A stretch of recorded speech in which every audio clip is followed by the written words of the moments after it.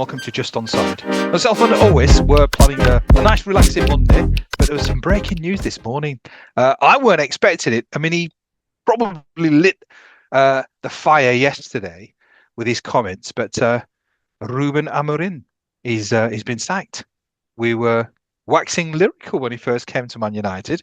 We thought he was the right man for the job. I still believe he was, but obviously the hierarchy at Man United have decided that he's shot his mouth off once too often. He's got to go. So, what's your take on quite a dramatic sort of breaking story this morning? Yeah, incredible news, wasn't it, Ayub? Can't say we were all so surprised given the press conference after the game. I'm sure you saw the comments afterwards as well. But albeit still, you're thinking it's going to take a few days to sort all this stuff out and maybe they'll find a way.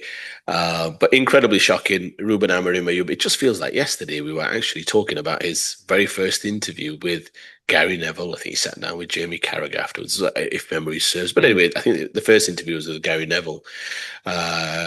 Very endearing. We both thought it was a fascinating interview, an insight into his tactics and what he wanted from Manchester United Football Club. But to get to this point, as of now, 14 months on, is quite incredible. And it's been quite the incredible journey, actually, when you think about it. Ayub, I do want to do the topic justice. I think normally when a manager, Ayub, loses his job, especially a high-profile manager, and Manchester United managerial position is about as high-profile as it can get, Ayub. You've got to deal with all the facts rather than just simply whims about, was he the right guy, was he the wrong guy? And often that question, Ayub, comes down to feel, doesn't it? It comes down to feel. Do you feel he was the right man or the wrong man? So I think we've got to deal with what we know. He's brought in by Ineos to ultimately, they finally found their man and they were like, okay, we're going to back this guy for a good few years. We can't keep chopping and changing. We've had that since Sir Alex Ferguson. It's been the best part of a decade, running through managers. And it's not the Manchester United way. I think big clubs generally, maybe Chelsea aside, they want to bring in coaches. They want to bring in coaches for a good 5, 6, 7 years if they can help it.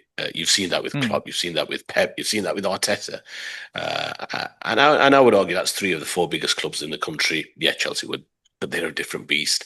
But I think United want to go down that road. I don't think they want to keep chopping and changing. They want to find the guy who they can ultimately go down and fight this Premier League battle with. So for them not to have found their long-term answer since Alex Ferguson is quite incredible. And chances are the next guy probably won't be the man either, just because of the sheer law of averages. In terms of whether or not I feel it was the right decision or the wrong decision, my initial instinct is that I think it's a tough decision, and I think it's tough on Amorim, in my opinion. Now, has he helped himself along the way? I don't think he has. You've got to, as you always remind me, you play the game. You've got to be a bit smart. I don't think he has been. I think he's been a little bit too vocal about the formation. I think that's made him a little bit of a caricature in terms of some of the comments he's made about not even the Pope being able to make him change his formation. I just think when you're not winning games as frequently as they haven't been, then you just need to be mindful of giving the media anything to get their teeth into. And I think comments, sound bites like that, just subject yourself to ridicule. So I think too much talk of the formation from his side as well. I think he could have played that very differently. I mean, he can keep playing his 3-4-3 formation, but you don't need to be so vocal, so vociferous. He can ultimately play the card of, look, I'm Manchester United football manager. I get to make the calls as I see fit. We'll play the system that we think best suits the players, and we'll take it from there. I think you can, again, unlike some of the English batsmen, you can play things with a straight bat from time to time. You know what I mean? So I don't see the problem with that. And I think in some ways, we've said this before, haven't we? He's been too authentic in some of these interviews, in some of these press conferences, being too open, too transparent. So, yeah, I think in that regard, he hasn't helped himself. He's had some situations with the Kobe Mino situation, Garnacho, Rashford. He's been tough with some of those kind of academy graduates, let's say.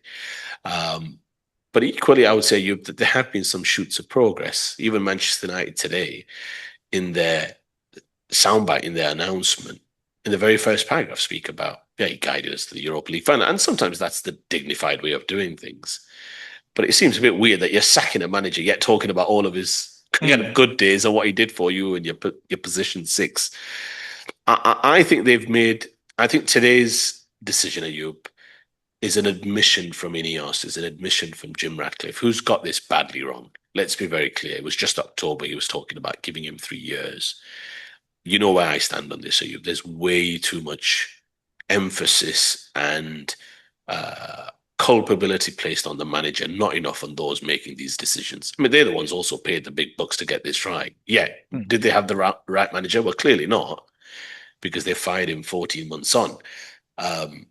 But for there to be no real scrutiny of the fact that these are the guys who thought, well, regardless of the fact this guy only plays the 3-4-3 formation, don't worry, we'll find a way around it. They gave him assurances when he came in that he wasn't just a coach, and that was his big soundbite, wasn't it, yesterday? That I'm not a coach of Manchester United, I'm a manager. He said that 3 times yesterday in a very pointed way. But for me, it's just there's not enough scrutiny given to the fact that they were the ones who did their due diligence. You always spoke about it, you very passionately about Daniel Levy and some of his appointments at Spurs. At some point, you've got to look at it and think, well, you're the owners. You've looked at this guy, and you were the ones who made the decision as though he was the right man for the job. 3 months later, after that Jim Ratcliffe interview where he talks about giving him 3 years, well, he's not even lasted another 3 months. Are you? I mean, what does that tell you about some of the leadership of that football club? It is shocking, in my opinion. And I'd love to have seen a situation where, although he's had a fallout with Jason Woodcock, clearly yes. I mean, that's pretty much been admitted to. I think they were spending the last few weeks trying to, it would appear, get Amorim to be a bit more flexible with his tactical approach. They had been apparently trying to convince Semenyo to join them, suggesting that he was going to play on the left wing. Player had apparent reservations due to the fact that, and these are some of the briefings coming out right now, Player had some of the reservations given that it's a 3-4-3 formation that he plays, and he's already got Cunha, he's already got Mbeumo. So there was some talk that the higher ups were trying to get him to be a bit more flexible, to play for more of a 4-2-3-1 or a 4-3-3 as opposed to a 3-4-3, where Semenyo would have been essentially a wing back. So that apparently didn't help their cause or chances, and that's what we're hearing. But irrespective, it would appear that Manchester United paid less attention when they were appointing this manager in terms of the system that he was going to employ. And yet now the very system that he's always played in all of his kind of managerial career is the very issue that's kind of got him the sack. And it's bizarre. Surely that would be the first couple of questions in the interview in terms of, okay, what system are you going to play? Are you flexible with your system? How do you approach that? I mean, they should have just looked at his previous games with Sporting and seen that actually he's quite rigid, quite regimented about the formation that he plays. Is that something that fits with Manchester United? They've got to take that call. If they think it's not, then you've got to move away. And apparently Dan Ashworth wasn't a big fan of Ruben Amorim, and we saw what happened with Dan Ashworth. I mean, it's been absolutely bizarre, in terms of decision making at a iconic football club. It's about as shambolic as it can get. And sometimes I think to myself, could we do a better job in terms of just having some basic football understanding about taking the right calls? And sometimes I think we could, because some of this, the bar is so low in terms of some of the decision making. There's a lot of ego involved. There's a lot of arrogance involved, and that's from the manager as well. Let's not get it twisted. But anytime you want a football club like Jim Ratcliffe does, although he's got part ownership and he's a minority shareholder, let's be very clear, although he's running the football side of things, they've simply not done this whole situation any justice. They've backed him in the summer after their worst season in forever. There's been signs of progress this year. Now, it's been a low bar, let's be very clear, very low bar. But their average points total this season, last year would have got them to finish about 9th. They're obviously currently situated in 6th. I thought they were okay. I thought they were deserving of a point at Leeds, in my opinion. I know you were a little bit disappointed that you didn't get all 3 points, but I think a draw was at least a fair reflection of the game. And they're still well situated to get top 4. Now, what Man United higher-ups might think is, yes, but if we make a change now, we can get top 4. It's there for us. That's the decision they've taken. And we know United have got major financial issues. I think Champions League is a big deal for them this season, but it seems the shoddiest, most haphazard way. If you're a Manchester United fan today, it's my opinion that you can't necessarily be happy either way. if you weren't even an Amorim man, you can't be confident that, all right, this is a good day because now suddenly we're guaranteed to go 100% in the right direction. Because there's nothing that the higher ups have done, the senior leadership has done in that football club in recent times, Ayub, that gives you that confidence. They were the ones who appointed Ruben Amorim. And yet, Mm. 14 months on, they're moving on from him. I'd much prefer a board that backs you till the very end, till the wheels come off. And the wheels haven't come off. He's currently without his Mm. three best players in Embuemo, Diallo, and Fernandes. And yet he's sixth. Now, do I think they're one of the six best teams in the league? I don't. I have them as more top eight, best case scenario, in my opinion. Um, but it's for me a little bit disappointing if I'm a Man United fan thinking our board's pretty flimsy, to be honest with you. Yet at the first sign of a little bit of challenge and a little bit of disagreement, lack of flexibility, just got rid of him. Well, you knew that when you hired him. So what? I don't see what the issue is. So there's a lot there. I'll probably let you get in at this stage, but for me, overarching picture is I don't think it's the right call. Now that would be difficult to prove because I can't prove something in the future that's never now going Mm. to be realised. Let's be very clear. Do I think this sets them up better for the future? No, I don't. I don't think this gives them any guarantees whatsoever of any future success. I think today is as bad a day as it could be for Manchester United Football Club because it tells you that this club right now has no clue in terms of the direction it's going in. They're not even going to a point it would appear permanent manager until the rest of the season. I mean, we're in early January, yet there's already talk that it's going to be a temporary manager. Chances are the manager that they want is probably at a football club where it'll cost them to extract him out of that football club. Be it a Glasner, I think is available in the summer for a free. You'll have to correct me if I'm mistaken. But whether it's a Glasner, it's an Iraola, whether it's somebody further afield, chances are it's going to cost a bit of money at this stage. But you're Manchester United Football Club, are you? I mean, there's half a season to go. If you're so keen to get Champions League spots, because that's what it said in the statement, didn't it? Mm. This gives us the best chance of achieving the highest place finish that we can this season. Well, surely that's better done with your man in charge, whoever that person is. So it's flimsy. It's all wishy-washy. It's all kind of confused. There's nothing that Jason Wilcox, Barada, and Jim Ratcliffe are doing right now that gives me any deal of confidence. I mean, I want to use the word, but I can't swear. But it's an absolute, you know what. So Yeah, yeah, yeah. it's a shambles, and I feel quite passionate about it because I'm big on. You've seen me speak very quickly just before I finish. Speak about Arteta and speak about. And I don't think Arteta's the blueprint for Amorim. That's a success story. Now, some might say, "What success?" But I think it is a success story. That's support. That's backing from the club.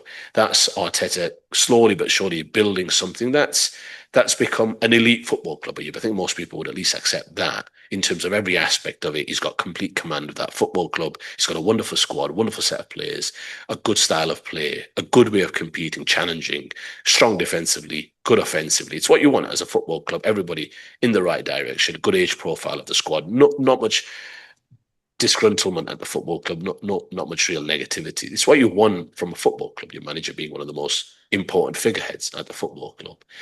Um, but that's why I feel so passionate about Arsenal because I believe in the way they've done things, the continuity, the consistency, the sport. Even when he wasn't picking Aubameyang for that season where they missed out on Champions League football, I supported it because ultimately you have to back the authority of the manager, and there's sometimes short-term pain to go with that. So it just it screams of a lack of leadership, if you're asking me. So even if you weren't an Amorim man, and many weren't, I think it was about 50-50 at the end, I would say you better know what your thoughts Mm. are.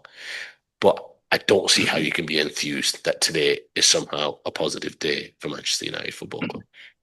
Well, there's a lot to unpack in what you've just said, and it's a strange one because I mean there's a number of Man United fans in the office, so I spoke to quite a few of them, and it's mixed. You're right, absolutely mixed. Some are quite happy that he's going, some are obviously not as happy, and it does reflect on the club in quite a shambolic way.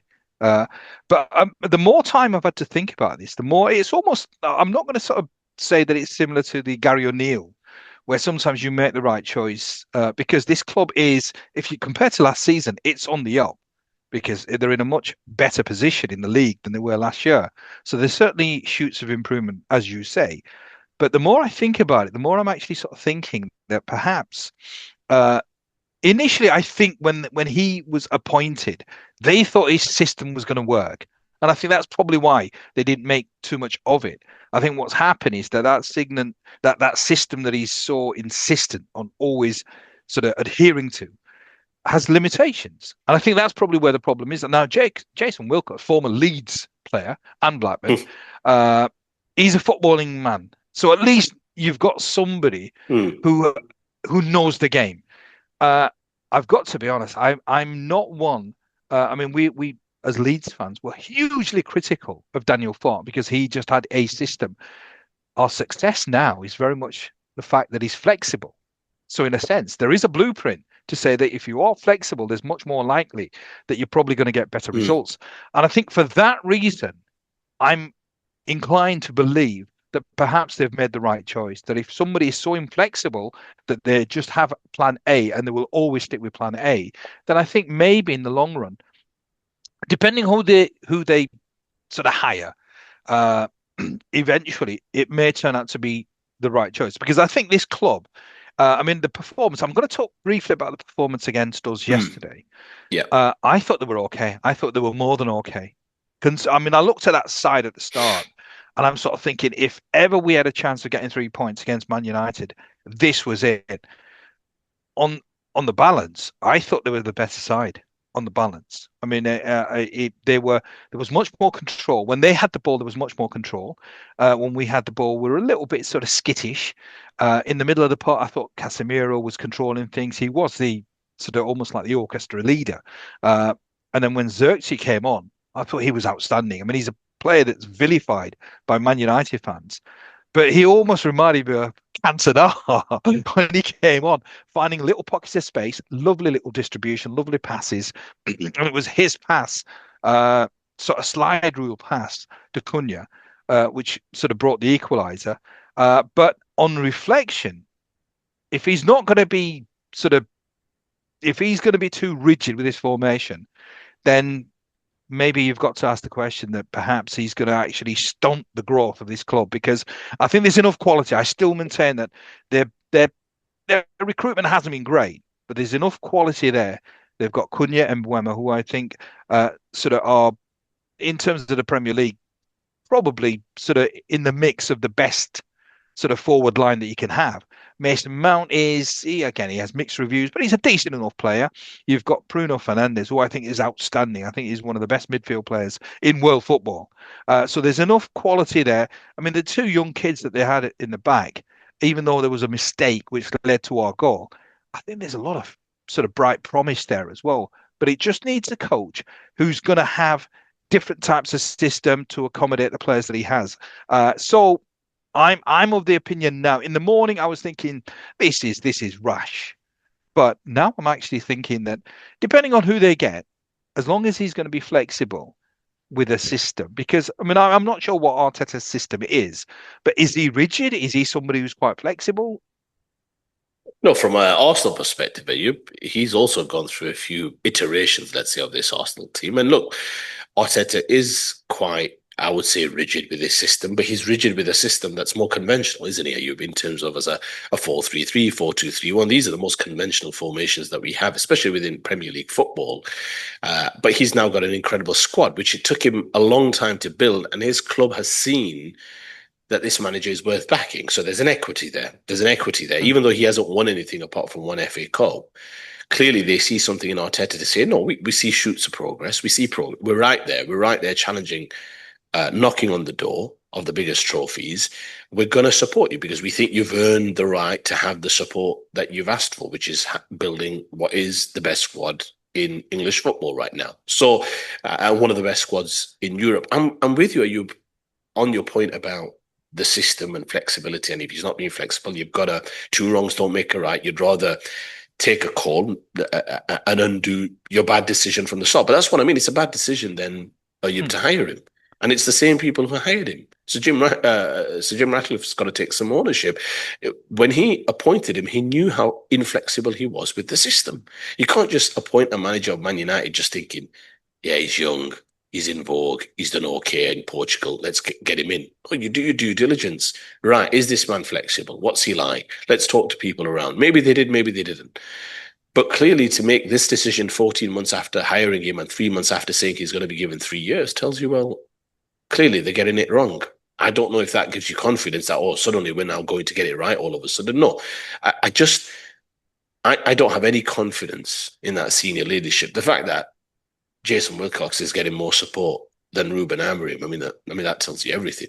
I mean, Jason Wilcox, fine, he had a role at City, and yeah, I remember his famous goal for Leeds at Bolton Reebok Stadium when he fired one in the top corner. Yeah, I remember all of that. But ultimately, as a footballing aficionado in terms of his roles, okay, fine. He's got a couple of decent gigs, but you really got to back people like that ahead of ultimately your coach who has much more influence over results. Let's be very clear.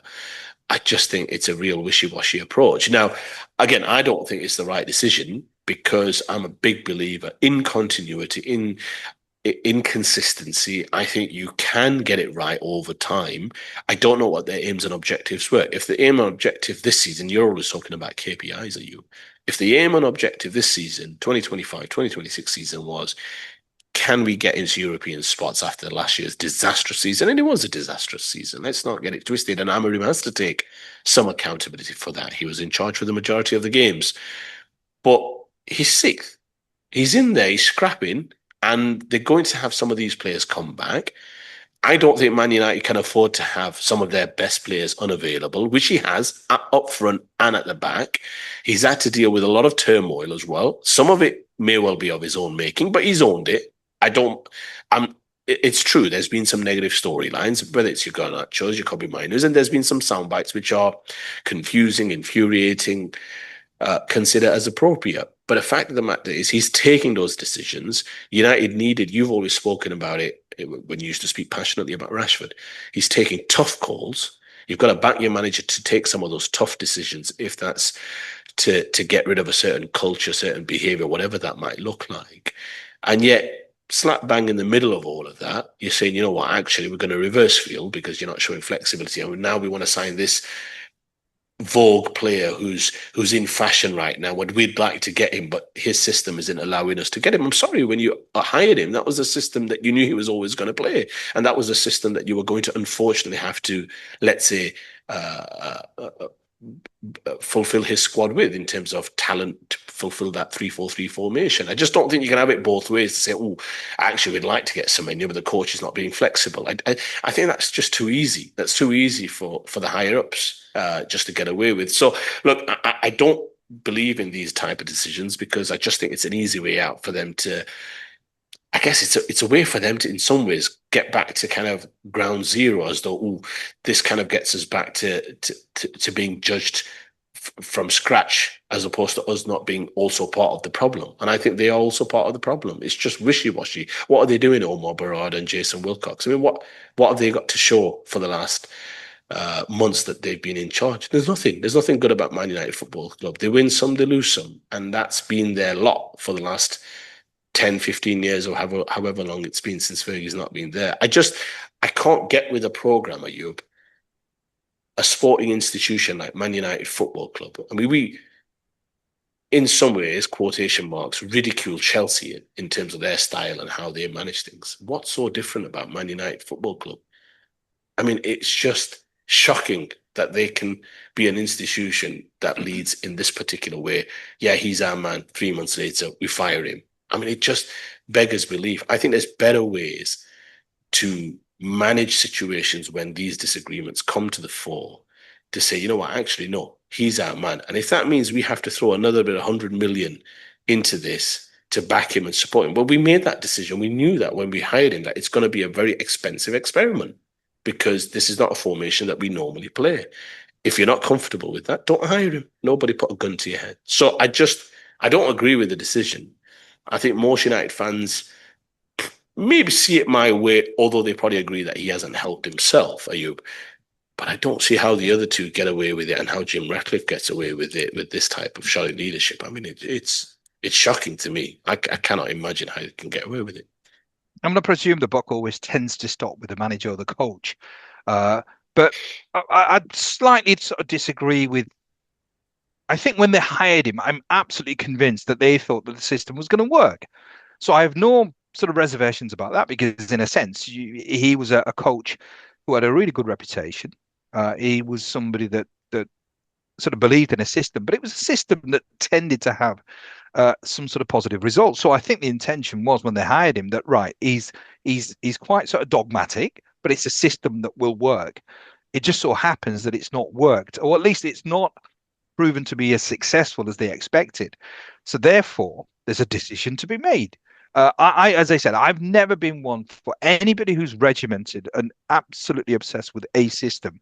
I've never been keen on that because to me that's not the type of coach that I expect. I expect coaches to be flexible, change the system. Sometimes there's a team that perhaps you need to do a different formation. That's the way it should be. That's a proper coach. So I would have never have hired somebody who was as dogmatic as that at the time. I mean, both me and you were sort of waxing lyrical because he talked a good game. He came with a decent reputation. But the more I look at it, the more I sort of gone through the day and sort of try to understand, right, was it the right decision? I think it is the right decision. I think it's messy. It's not great. It doesn't reflect well on Man United, a club that's in in the mire at the moment. But I think in the long run, but again, it goes back to who are they going to appoint? If they, I suppose that's one of the questions I was going to ask you. Who the hell can you sort of can you see who's out there either available? I mean, you I think made an interesting point. Perhaps there is somebody, but he's already in a job. Maybe perhaps they have to wait until next season or the summer. But it's still it's a huge club, and I think in terms of potential suitors, potential candidates, I think there's going to be a huge number. It's I don't care how sort of awful this club has been, it's still going to have enormous pull. Uh, but in terms of what the club do in terms of appointment, who do you think's out there? Who do you think would be a good fit? Have you had time to think about that? I, I mean, it doesn't really matter. They're not going to get to where they want to get to. Again, I go back to what's the aim and objective. If it's to win a Premier League title the next 1 or 2 years, it's not happening. They can get Pep Guardiola. He might be available next summer. I mean, this is what I mean. I just going back to where you talk about system just very quick, and I will answer your question. You go back to in terms of coaches having flexibility with systems. Well, I can play devil's advocate to that, Ayub, and talk about how yeah, but if he keeps chopping and changing formations, and now look, he went to a back four against what I think it was against Newcastle or what have you, and then he went to a back three, much to the dismay against Wolves, and we know how that game ended and the sound Hmm. bites that came after that with Gary Neville, and that's what he was alluding to, by the way, when he spoke about Gary Neville yesterday in the press conference, and I thought it was quite a pointed remark saying, if you can't handle what the Gary Nevilles are going to say, alluding to the fact that maybe the higher ups have started to kind of get a little bit Hmm. influenced by certain senior ex-players and pundits Hmm. talking about how what formation United should play. But if he keeps chopping and changing to a young squad, some young players like Aiden Heaven and Euro and a few others to name just a few, he could be, well, I'm confusing them. I need them to get used to a certain system because they're young. I don't want to confuse them. Today we're back three. Tomorrow you're back four. Today you've got two partners. Hmm. Tomorrow you've got one partner. You could see it that way as well to say, look, we're going to go through some tough moments in the first 12, 18 months, but you're going to get familiar with the angles. You're going to get familiar with the picture in terms of how the pitch is going to look. So that means we take our lumps early, and they were taking their lumps. That's what this was. That's what I saw this season. They were taking their lumps, but you saw some signs of progress, wins at Anfield, etc. I just think when if you're going to judge every manager within 12 to 14 months, some of the best managers in the world just probably wouldn't have made it. Think about some of the pace things Guardiola took in that first season, 4-0 away at Everton, springs to mind. Like, you can't just think, oh, all of a sudden the best stories are written from day one to day 1,500 or whatever. It doesn't work that way. There's lumps to take, and United were taking their lumps. I mean, if you're going to judge everybody in the first 12 months, it's not going to happen to you. It's not going to work. It's always like this. The best stories are always like this normally. So, yeah, I mean, that's me. I just feel very passionate about it. In terms of the future managers, honestly, I don't think it makes a difference. There's nobody they could appoint that and make me think, actually, now, oof, that's a big one. That I didn't see that one coming. I think that's them winning the title in 2 years, 3 years, whatever. I don't see it. Arsenal are too well placed as a club. The only thing that could rock them is if they lose a few critical players: Rice, Saliba, Gabriel, Mikel Arteta. That's when I'd start to think, oof, that's going to have some issue. Pep Guardiola is still talking as though he's going to be there for at least another year, or at least so he's saying to the media. But let's see. I think if he wins the Premier League title this year, I think he might walk off into the sunset. And even so, we know Enzo Maresca's got his eye on that gig. Um, but yeah, and I think Emery at Aston Villa, yeah, you never know if he's going to stick around long term because he's going to be a well sought after manager, but he's got complete command of that football club. Slot, let's see, but it's still Liverpool. They're well ahead of United in terms of where they are, in terms of their recent progress. So, and Chelsea, you saw how they played yesterday. We know they're a decent team. There's the makings of a very decent football team, a very young football team. They'll obviously be looking to appoint a manager soon as well. So I don't see them winning the title in the next, let's call it, 2 seasons, 2 full seasons after this one. There's no way.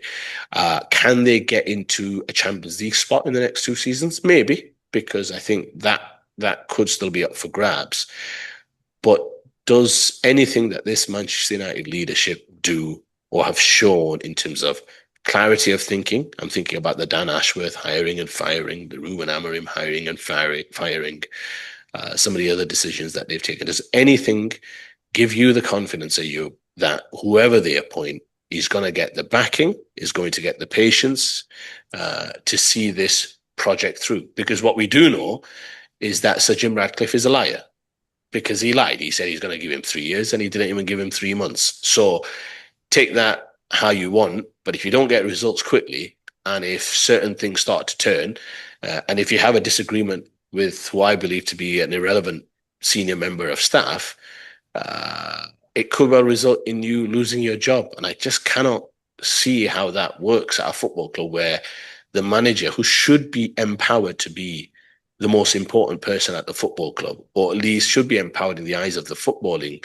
personnel, the player personnel, to be the most important man at the football club, has a disagreement, strong disagreement, and he's got to learn as well. Let's be very clear. But yet, at the end of all of that, he's the one who loses his job, and the other ones go on. And I just don't see how that's not. Just forget about fair. I mean, Ruben Amorim's going to be fine. I think he picks up a 10 million compensation package. Let's be very clear. He came out with his wife earlier, full beaming, smiling. He was happy as Larry he was. But so he'll be fine. But I don't understand it. I don't think that's a recipe. I don't think that's an environment where success is going to be coming at that football club in recent times. And that's not just because of issues that they have at Man United, but I also think that's because some of the other clubs are much more well positioned in terms of their running, in terms of their stature, in terms of their consistency, in terms of their projects. To get, if you ask me for a name right now, I think they'd look at a Glasner. I think they'd probably look at someone like that, who I think you've seen Palace in recent times struggle, or you're maybe coming to the end of a cycle. World Cup year, they're going to lose Gahey. You feel they're going to lose Mateta because he may go to the World Cup and he's come on leaps and bounds. I think it might be the end of an era for them, especially after having lost Eze this summer. I think Elise the season before. So I think Glasner would be an interesting one. Iraola, I know, is one of your favourites. So from the league, from the Premier League, I'd say those couple of names would probably be at the top of the list. But it'll be interesting to see what direction United take it in. I just don't think it's a guarantee of success, no matter who they appoint. Who do you fancy? What do you think? I'm gonna. There's a name that I would want if I was anything to do with the United hierarchy. There is one man. I mean, he's making a lot of noise in the Premier League. Regis Lebris. I think he would be an outstanding choice to manage this club, because he's a great coach. I mean, he's proven it. He's absolutely proven it. His ability to integrate sort of players into a system in no time at all. I mean, conversation is about how long will it take? It's taken Regis Lebris no time at all, and I think he's one of the most outstanding coaches in English football. I think it would be. I'd go for him. I think it would be a perfect fit. I think there's enough quality at United. I mean, you sort of say about 2 or 3 years, it's still going to be a long time. I think there is enough quality. I mean, they've got, in terms of their forward line, they've got Cunha. I mean, I think Sesko as well, I still maintain he's a good player. Xerxes, I think, is a very good player. I know he sort of divides opinion, but I think he's a good player. If you Play him in his right position. He's not an out-and-out forward, but I think I mean, yesterday he demonstrated to me the impact that he can make. He was finding pockets of space everywhere. You've got Manu as well, and I've got this is a criticism of Amorim. You've got Manu as an England international. I don't know what's going on with Manu. You've got Ahmad, who is outstanding. I mean, he's a huge miss. You've got Fernandez as well. I think Fernandez he's temperamental, but he's a damn good player. Uh, Heaven at the back. I think he's going to be an outstanding player. He's going to be an international without a shadow of a doubt. He's superb. Euro, he's a good player, but I still think he's probably about a year and a half away from fulfilling his potential. I think there's a mistake in him always. Yeah. You've got Luke Shaw, solid pro. I mean, he's probably not. He's at the end of his career, but he's still a solid pro. You've got sort of Harry Maguire. Obviously, he divides opinion from United fans, but there's enough quality in that United side. A good manager now would I would be expecting a good manager. And I think if Regis Labrie had that side, that squad, I'd absolutely put my house on a top four finish without a shadow of a doubt.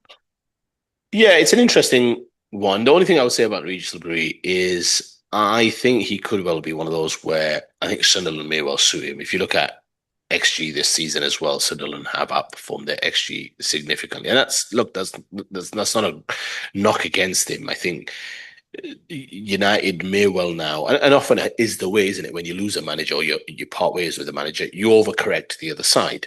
You remember the famous time when Keegan got appointed for England. It was like, oh, we're missing a man manager type. Oh, well, let's get Keegan in because we need more of his warmth. And then when that doesn't work, you go for a more disciplined. It often works that way. I think if it's within the Premier League, the interesting one for me would be Iraola, because what I like about Iraola, and look, he's down there at the bottom. Let's be very clear. Another defeat a couple of days ago against Arsenal, although I thought they played really well, to be fair, in the game. But I think he's one of those where he's young, he's got good experience in the league, so he's not naive. He's aggressive in his approach. I think he's attacking in his approach. He believes of playing front foot football, pressing football, man to man in a lot of cases. And he's got a lot of good athletes in that team, let's be very clear. But I think he ticks boxes in the sense of, could he be somebody that United fans get behind? Yes. Is he young enough? Yes. Has he got enough experience of the league? Yes. Does his team like to play on the front foot, score goals? Yes. And that's Man United, isn't it? That's what Manchester United fans want to get around.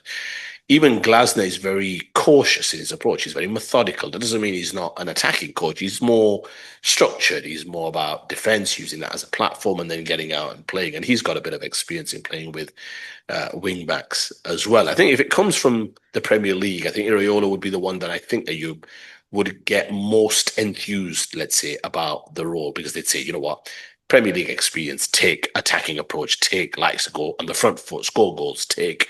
And he's got tactical acumen, clearly. I mean, I thought he caused Arsenal no end of problems, especially very smartly in terms of the way the wingers were picking up some of the balls and problem areas in that inside pocket where Arsenal don't necessarily like to press. It was very smart, I thought, in terms of the way they navigated that game. So I think that would be the one. I think what Iraola's facing at Bournemouth is a little bit of that. What happens when you lose a lot of talent year in, year out? He's going to lose Semenyo. He lost the goalkeeper. He lost the centre-back to Real Madrid. He lost the full-back to Liverpool. He lost another centre-back. So I think that's what you're seeing with Bournemouth. They're better than what they are. It's just you can't keep losing talent and think he's gonna keep punching above his weight. I think he's ready for another gig, and I think that would be the one. Final comment that you've just done all of this. It's a sorry saga, isn't it? I mean, you can't. What's your thoughts? You can't be a United fan and think, are you pro Amorim, anti Amorim? I mean, this is sad. The entire saga's sad. Ownership is weak.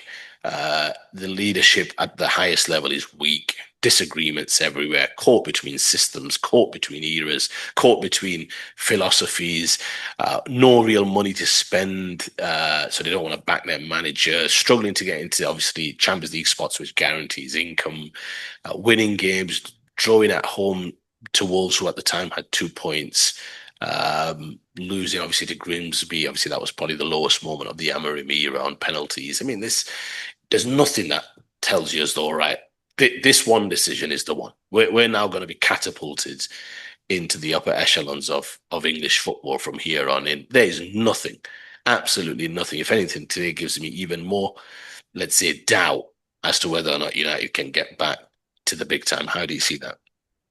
Yeah, I mean, I think that's well summarised. It's a club that it's difficult to sort of know exactly which direction it's going in. I mean, the one thing, I mean, it will always, I mean, it probably needs to have another 10 years of mediocrity before it becomes not a big club. But at the moment, it still is an iconic football club. It still attracts 70,000 plus every single home game. So it's the appeal and the pull of Man United is still there. I think they're not far away. This is the thing. I mean, it probably it does need, and I think the one thing that I think Amorim sort of highlighted is that whoever comes in needs to be the manager. They need to take full control. Uh, but the talent is there. I will maintain that a good manager will get a top four. And I think Iriola, the way that you've explained it, I think it probably is a real sort of the perfect fit because United under Ferguson had a style of play. They were really pleasing to the eye. They were dominant. They were powerful. And maybe they just perhaps fans perhaps can give you they can give you a break if you're not getting the results, but at least there's a style of play. There's a return back to what United are all about. And maybe that's probably what they need to do. They just need to say, right, we've got a coach now. He's going to return United back to the way that we were, because they were always on the front foot. And then maybe you can be forgiven for not producing the results. This is at the moment a little bit disjointed from the ownership, from the manager, from the coach, uh, from everybody. Uh, and it's a shame. I mean, I there's a rivalry between Leeds and Man United, but Man United to me are they're they're they're, they're the they're an iconic British football club, and in a sense, there's a certain sadness to see a club with such a history in the doldrums. I mean, there's a lot of people who are obviously reveling in their misery, especially Liverpool fans. But I'm one of these that I like to see English football doing well. I like to see sort of British clubs doing well, and they're one of the clubs that really should be a beacon for English football. And at the moment, they're not. It's embarrassing. It's disappointing. I don't know what needs to happen first. We've got Jim Ratcliffe. I mean, he's there for the duration now, so he's not going to go anywhere. And he's supposedly a Man United fan. So he's certainly not acting like a Man United fan because I think a proper fan would be a little bit more dignified. I mean, this is very messy, but I think amidst all this mess, I think the right choice has been made in terms of getting rid of Amorim. But what's important is who comes in. But I think whoever comes in, they need to reset. Really need to listen to what Amorim has said that he's not he needs to be a manager, not just a coach. So I think whoever comes in, I think they've got to afford them that opportunity. But I would still be optimistic because I think there's so much talent at Man United that probably a really good coach and something like Iriola perhaps might be able to sort of fulfill some of the potential that this team has. But I'd like to see Maino back in the starting 11 because I think that's scandalous. I think it's absolutely scandalous. And if for nothing else, I think for that, Amarin should be sacked for not starting Mainu. Don't worry, he's gone. He's gone. I'm going to give you the final word, you just very quickly. Yesterday we had a bit of a text exchange during the game. It was yesterday, wasn't it? Yeah, it was Yeah. yesterday. Lunchtime. You're right. Leeds, Man United. The sun was out. It reminded me of the good old days. Ian Hart, Mark Viduka, Alan Smith, Lee Boyer, tackles flying in, Gary. I mean, yeah, you could just see it, couldn't you? Many years Mm. ago. In terms of the game itself, I text you after the game because I'm a polite kind of guy, as opposed to yourself, who texts me when Gabriel made that mistake, Arsenal against Bournemouth, saying oops, which was a little bit childish on your part, but par for the course, as they say. But no, look, yesterday I text you saying it's a good point, it's a good result. My general mode was that it keeps momentum going. You haven't lost the game, and ultimately, and you responded with a lot of fire, let's just say. I'm going to leave it at that. What was your overall sentiment at the draw now that you've had a day just to kind of think back and reflect? How do you see the point? I mean, even more frustrated now that the fact that Amorim's gone, which sort of is a reflection that obviously there was many things not going right with Man United. So uh, it it's about seizing the moments. I mean, again, I before the game would I been happy with a point? No, because I think this is a very weakened United side. I mean, they've not got Fernandes, they've not got Ahmad, they've not got Mbeumo, Mason Mount's not playing. It was a very makeshift 11 that they had, and we were playing at home where we've got a decent record. When we're trying to stay up, it's making sure that whenever you get an opportunity, you absolutely capitalize. And we and it was almost the perfect game plan. It wasn't the most prettiest of games, but really, it's about the result. As soon as we went 1-0 ahead, I actually was, and this is a rarity, I actually felt quite confident. I'm thinking, right, this is we've sort of kept him at arm's length to a certain extent. And within 2 or 3 minutes, I mean, it was just we just switched off. So I'm frustrated because when it comes to the end of the season, maybe it's that extra 2 points would have given us a 10-point cushion, and psychologically that's huge. Sort of come the new year. So I'm frustrated. I'm disappointed because they were there for the taking. United were there for the taking because that was probably the weakest Man United that's ever come to Ellen Road uh, because they had so many of their key players missing. Obviously, this is a United sort of side which is not in the best of form as well. So that's why I'm still frustrated. I'm more frustrated now than I was yesterday. Yeah, I mean, look, I think the draw was the fair result. I feel your goalkeeper, to be fair, made it too easy for Mm. Cunha in terms of coming out. And you saw that a little bit in a sense for the goal from Szoboszlai. Very similar. Body weight going one side, ball rolling in the other. Cunha even more kind of pedestrian. I think you come out, you stay big. I think it was just too far over, if you're asking me. I thought Leeds just didn't create as much. I thought they looked lively enough. But you're right, United also had some moments. Sesko probably should have scored. I think I don't know Yeah, if it was given yeah, us offside or what have you, but he should have at least got it on target from that close range. But in the end, it's still a point, Ayub. And I think, I mean, what Amorim's, I think the sixth manager in the league to lose his job this season, in season, and for Daniel Farker not to be one of those six, if you yeah, said to me yeah. that before the It's a season, miracle, isn't it? it's a Yeah, minor miracle, especially given yeah. his history with Norwich and also how the ownership group were looking at Daniel Farke in the summer, if you Mm, remember, post mm. promotion. So, look, he's done a great job as an EA. You're now unbeaten in what that's a lengthy run of games. You could have never in Seven. your wildest dreams thought that you're going to go 7 games unbeaten in the Premier League. No chance, no way. So I think it keeps momentum, and I think in your position, Ayub, it's not as though you're six adrift where you need wins and you need to swing big, if that makes Mm. sense. I think I think slowly does it. I think points are fine. You keep putting points on board. Chances are there could be another managerial casualty tomorrow evening. If Nuno loses, he's gone. I mean Yeah, that's the biggest certainty that you have. I'm surprised he's not gone. I texted you after the game, didn't I? You that I think he's a goner. yeah. Maybe this opportunity, let's call it Tuesday evening against Forest. I think Dyche will. I think if Forest lose, I don't think they'll get rid of Dyche. Although we know what the Forest owners like. I Yeah, think he's very trigger happy. he's very trigger happy. But I think for West Ham, Nuno's under no illusions. Lose that game, he's not getting on the bus home. It's as simple as that. So, um, one team's going to drop points, and Leeds, I think, just need to keep picking up a draw here, the occasional win.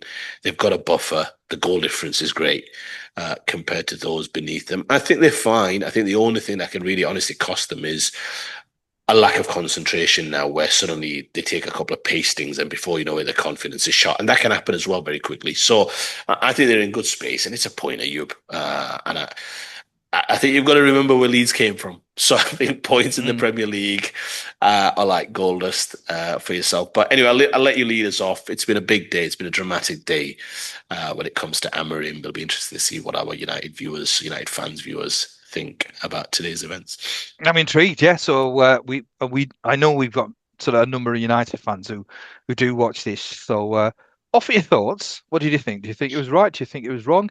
And if you do think it's the right decision, who do you want as your next coach? Because it's going to be quite an important appointment. But on that note, I think we'll sort of say see ya. It was quite an impromptu one, this one. So there's things to do now. So until the next time, take care. See you later.